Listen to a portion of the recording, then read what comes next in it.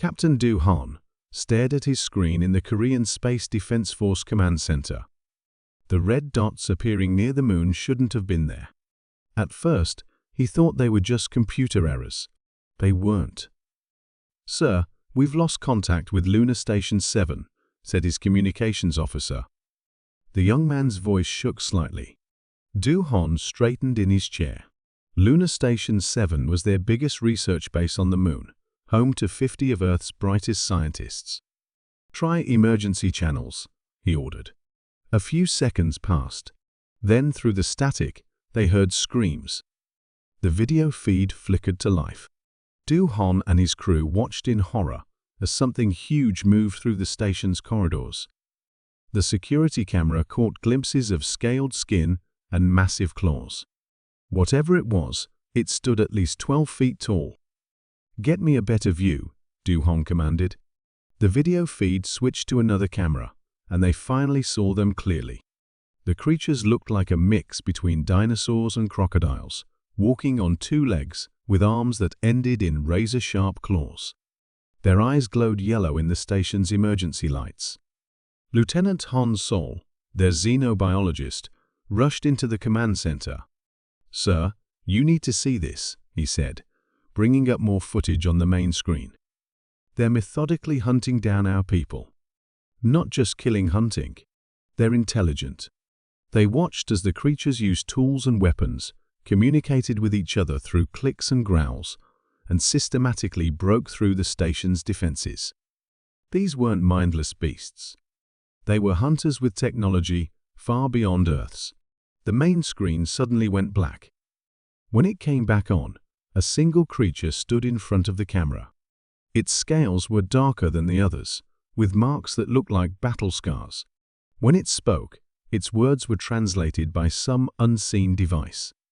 "People of Earth," it growled, "we are the Raksha. For millennia, we have searched the stars for worthy prey. Your species has proven itself interesting enough to hunt. Consider this an honor. Few species receive our attention." Do Han clenched his fists. "Get me every piece of data from that station." Now, as his team worked, they received reports of more Raksha ships appearing in Earth's orbit. The aliens weren't hiding anymore. They wanted humanity to know they were coming. Han Sol worked quickly, analyzing every frame of footage. "Captain," he said, "look at how they move. Despite their size, they're incredibly fast. But notice their eyes. They keep adjusting to the station's lights. Their vision might be different from ours." Do Han nodded. Every piece of information could help them survive what was coming. What else? Their armor, those scales they shrugged off bullets like they were nothing. But their joints. Han Sol pointed to a frame where one of the Raksha turned quickly. They might be vulnerable there.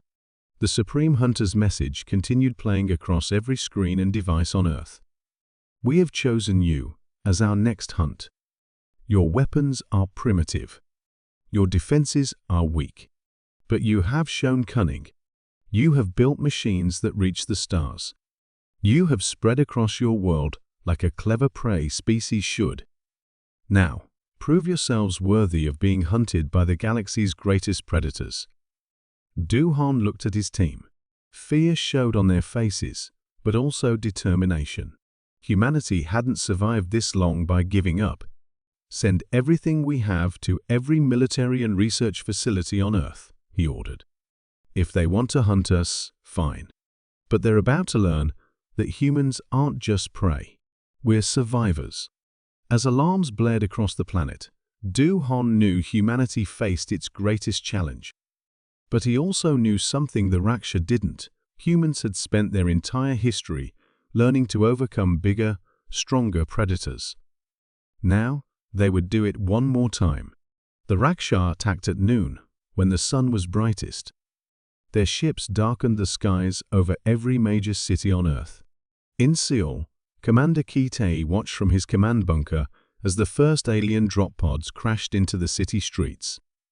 "Get all civilians to the underground shelters," he ordered through his radio. "And someone get me my sister." Dr. Soo Ji was already running through the underground research facility, carrying stacks of data tablets.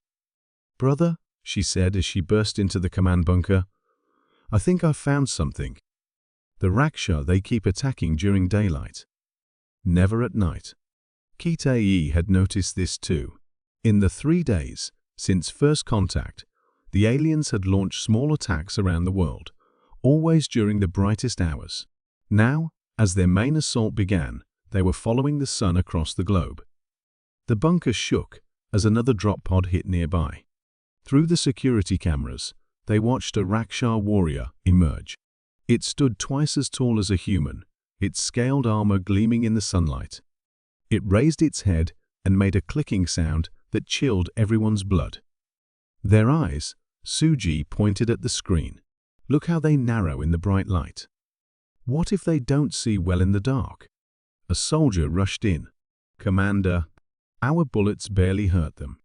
Tank shells just bounce off their scales." Kitae grabbed his rifle. "Then we need to fight smarter, not harder. Suji, keep working on finding their weaknesses.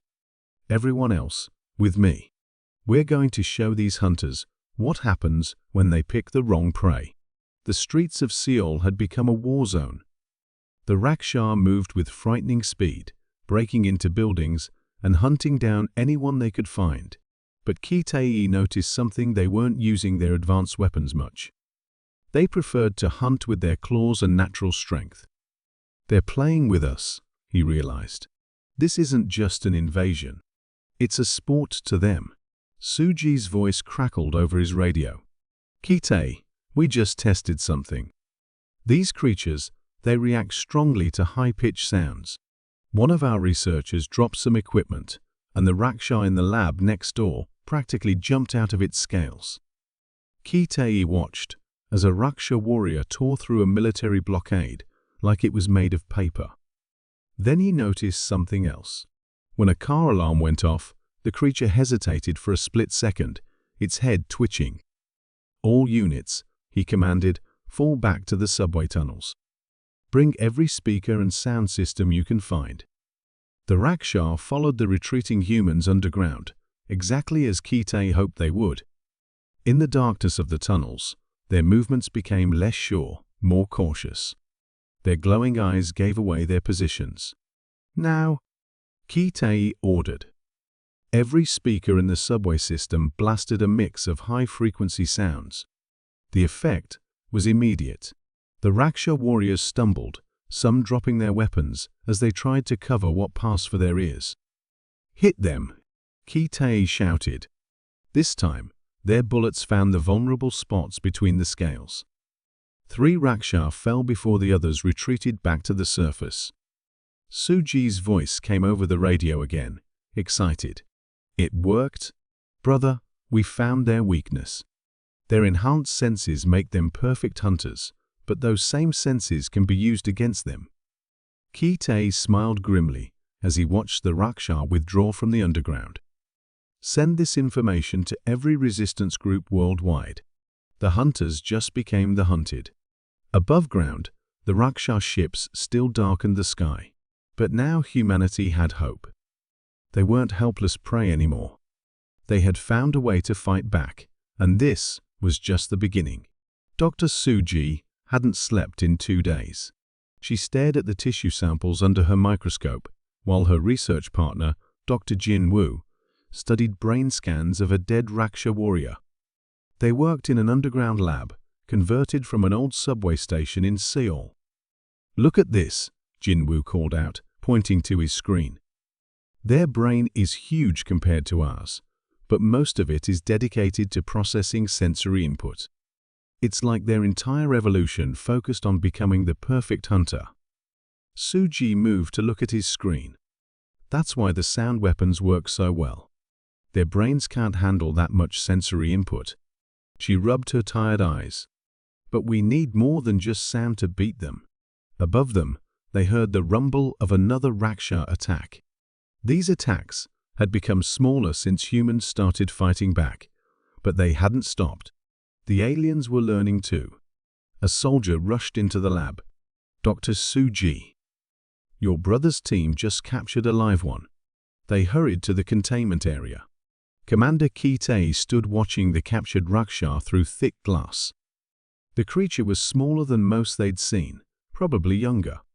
Even with sound dampeners keeping it weak, it still looked dangerous. "How did you catch it?" Suji asked. "Young," Kitei answered, nodding toward their best sniper. She noticed this one was slower than the others. "Used a net launcher when it was distracted by our sound weapons." Young stepped forward. "I've been watching them for weeks now. They hunt in patterns. The bigger ones always attack first, but they send in smaller ones to chase down anyone who escapes. This one was alone, probably trying to prove itself." Suji turned to Jinwoo. "We need to run tests. Everything we can think of. Light sensitivity, sound frequency response, heat detection." They worked through the night.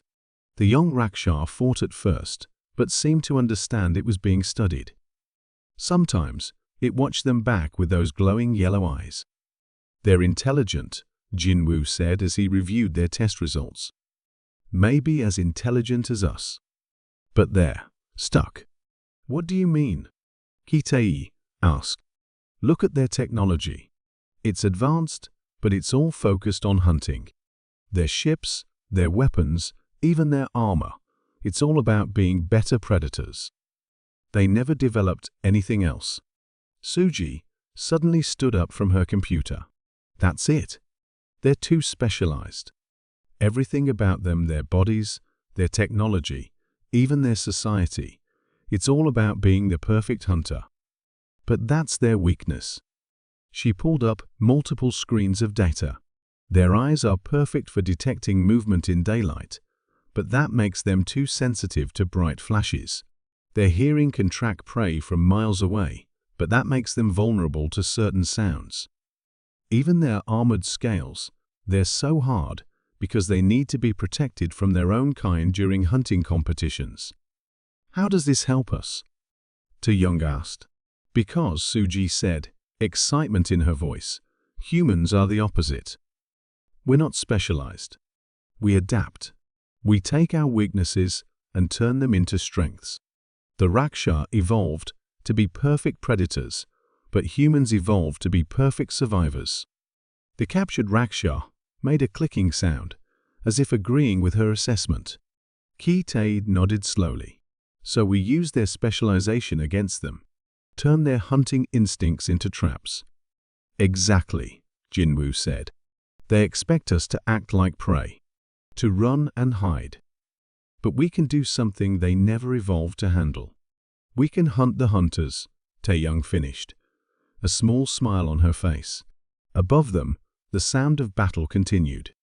But now, for the first time, they weren't just fighting back. They were starting to win. "Different." Minho nodded. "They're being careful now. We've killed too many of them. They don't like that." His radio crackled. "Colonel," Commander Kitei's voice came through. "Dr. Suji's weapon is ready. We're starting Phase 1. The humans had spent weeks preparing for this moment. They had changed the city while the Rakshar watched from above. Every street, every building, every shadow had been turned into a trap. "All units," Minho spoke into his radio. "Begin Operation Predator's Fall."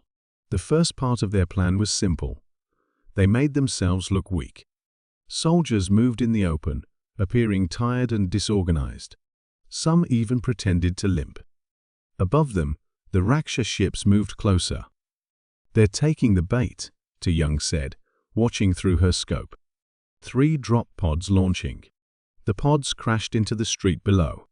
As the Rakshar warriors emerged, they found what looked like easy prey humans, running in panic, dropping their weapons, acting exactly like the prey species they were supposed to be. Then the trap closed. Hidden speakers blasted specific frequencies that Suji had discovered, sounds that disrupted the Rakshar's sensitive hearing. Bright lights flashed from hidden projectors, overwhelming their enhanced vision. The aliens stumbled, disoriented by the sensory assault. "Now," Min-ho ordered. Human soldiers emerged from hiding spots, wearing new armor designed by Suji and Jin-woo. They moved quickly, attacking the Rakshas' weak points between their scales. This time, their weapons were loaded with special ammunition that could pierce the aliens' armor. One Raksha warrior, larger than the others, roared in anger. It wasn't used to being hunted. It tried to charge forward, but the young shot caught it perfectly in the joint of its knee. The creature fell, and for the first time, humans heard a Rakshas scream in pain. More drop pods fell as the aliens tried to help their wounded. But each new group of Raksha found themselves in similar traps. Streets that looked empty were filled with sonic weapons. Dark alleys hid teams of human soldiers ready to strike. Every shadow could mean death. In her underground lab, Suji watched through security cameras. "They're not adapting," she said to Jin-woo. "They don't know how to fight an enemy that thinks like this." "Because they've never had to," Jin-woo replied.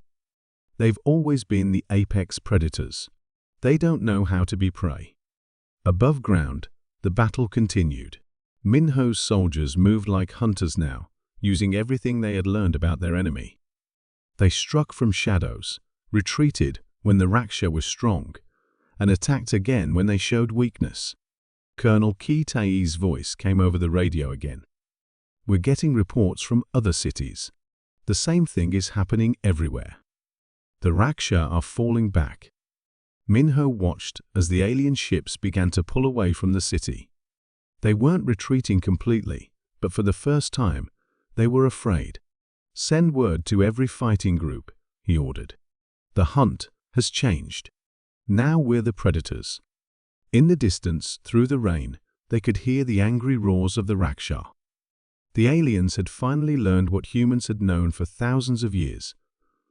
Sometimes the most dangerous prey is the one that learns to hunt back. The night was dark as Captain Do-han led his team through Seoul's empty streets. Above them, a Raksha ship hovered like a giant metal cloud. But this time, the humans weren't running away. They were hunting. "Target ship is right where we want it," Yoon Seo whispered, checking her demolition charges. She had spent weeks studying how Raksha ships were built. Their landing gear is their weak point, just like their own leg joints. Dr. Suji's voice came through their radio headsets. "Remember, once we start this attack, we have to finish it." The Raksha are learning from each defeat. They won't fall for the same tricks twice. Do-han checked his new weapon, a rifle designed specifically to pierce Raksha armor. His whole team carried them now. Next to him, De-young set up her sniper position with practice speed. Her shots had taken down more Raksha than anyone else in Asia. "All teams report ready," Commander Ki Tae's voice crackled over the radio. Similar attacks were being prepared in every major city worldwide. This wasn't just another battle. This was humanity's big push to take back their planet. "Begin Operation Thunderstrike," Do-han ordered. Massive speakers hidden throughout the city suddenly blasted specific sound frequencies. The Raksha ship wobbled in the air as its crew was hit by the sonic attack. Then Yoon Seo's team activated powerful lights aimed at the ship's sensors. The same weaknesses that affected Raksha warriors also affected their ships. The ship tried to retreat, but it was too late. Anti-aircraft guns, hidden in buildings, opened fire. They weren't trying to destroy the ship, just force it to land. The massive vessel settled onto the street, exactly where the humans wanted it. "Move in," Do-han shouted. His team rushed forward while a young provided cover fire. Two Raksha warriors emerged from the ship, but they were disoriented by the sounds and lights. They fell quickly to precise shots at their weak points. Inside the ship, they found something surprising. Lieutenant Han Sol, who was with them to gather intelligence, stopped at a control panel. "Look at these readings," he said. "Their life support systems are working at maximum power. They're struggling to survive in our atmosphere." "That's new information," Suji said through the radio. Their entire fleet must be using massive amounts of energy just to stay here. No wonder they're getting desperate. More Raksha ships appeared above the city, trying to help their trapped companions. But human forces were ready. Teams in other districts launched similar attacks, drawing the aliens into prepared kill zones. For the first time, multiple Raksha ships were being taken down at once. They're not coordinating their defense, Kite observed from his command center. Each ship is fighting alone, like individual hunters. They don't know how to work together. Du Hon's team reached the ship's engine room. Yun Seo quickly set her charges, while Han Sol downloaded data from the ship's computers. They had 10 minutes to get out before the explosives would detonate. As they retreated, they heard something new, the sound of Raksha warriors arguing among themselves. The aliens were shouting in their clicking language, clearly disagreeing about what to do. "They're breaking," Suji said excitedly. "Their hunting instincts are telling them to fight, but they're losing too many ships. They can't handle being the prey." Outside, the night sky lit up with explosions as more human teams succeeded in their attacks. The Raksha fleet was in chaos, their formations broken, their hunting patterns disrupted. For the first time since the invasion began, the aliens were the ones feeling fear. "Send word to all commands," Du Hon ordered, as they watched the Raksha ships retreat. "The counterstrike is working. Humanity is taking back their world." The supreme hunter of the Raksha stood alone in the ruins of downtown Seoul. Its dark scales gleamed in the morning light as it waited. Around it lay the broken bodies of its own warriors, 11 of them, all killed by a single human sniper. Commander Ki Tai watched through his binoculars from 2 blocks away. "De Young, do you have the shot?" "Negative," her quiet voice came through the radio.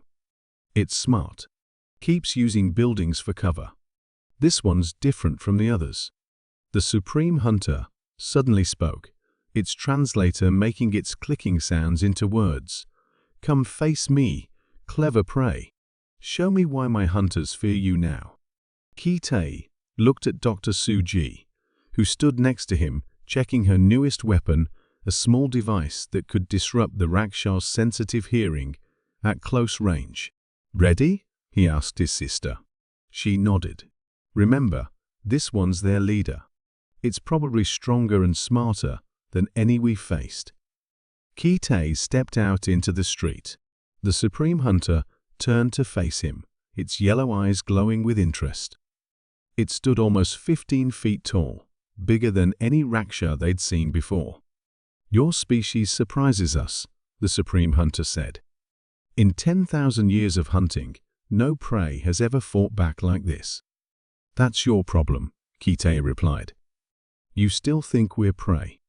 He raised his hand, and Dr. Jin Woo's team activated their new weapons devices that filled the air with a special mist. The Supreme Hunter's eyes widened as its superior vision suddenly became useless. But it was ready for this trick. The alien leader leaped forward with incredible speed, relying on its other senses. Its claws nearly caught Ki Tai, who rolled away at the last second. "You learn our weaknesses," the Supreme Hunter growled. "But we learn too." Suddenly, more Raksha ships appeared overhead. But something was wrong. They were flying erratically, like they were trying to escape something. "This is Captain Du Hon," a voice crackled over the radio. "We've taken control of their mother ship. Their fleet is in chaos." The Supreme Hunter roared in fury as it heard this news. It charged at Ki Tai again, but this time Suji was ready. She activated her sonic device, and the alien leader stumbled. "Now?" Ki Tai shouted. Yong's shot finally found its mark. The bullet hit perfectly between the Supreme Hunter's scales, right at the base of its neck. The massive alien fell to one knee. But it wasn't finished. With incredible strength, it swung its tail, knocking both Ki Tai and Suji off their feet. The sonic device went flying. "You fight well," the Supreme Hunter said, green blood dripping from its wound. But you cannot change what you are. Prey will always be prey.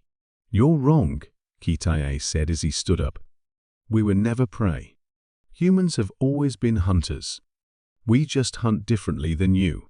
All around them, the sounds of battle were changing. Human forces were attacking Raksha ships across the city. The aliens were retreating, running from the very creatures they had come to hunt. The Supreme Hunter looked up at its fleeing ships, then back at Kitae.